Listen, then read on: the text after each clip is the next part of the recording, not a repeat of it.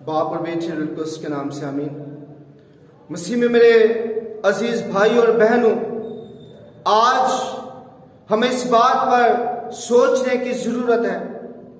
कि खुदा का बंदा मुकद्दस पौलुस फरमाते हैं कि आलमे बाला की चीजों की तलाश में रहो,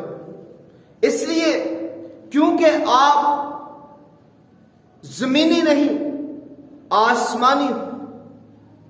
इसलिए क्योंकि जिसके आप पैरोकार हैं उस पर मौत गलबा नहीं पा सकी, उस पर जमीन गलबा पा नहीं सकी, कब्र की जुर्रत नहीं रही कि वो उसके जिस्म को अपने अंदर रख सके। और इस वजह से वो चूंकि आसमान पर है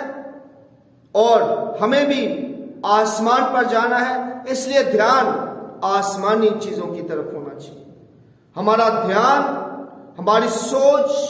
तमाम की तमाम आसमानी चीजों पर होनी चाहिए, क्योंकि जब हम आसमानी हैं तो फिर हमारा ताल्लुक भी आसमान के साथ होना चाहिए। हम दुनियावी नहीं कि हम दुनिया के साथ अपना ताल्लुक रखें। और इसी वजह से आपने देखा होगा कि हम दुनियादारी के मामलात में इतने ज्यादा,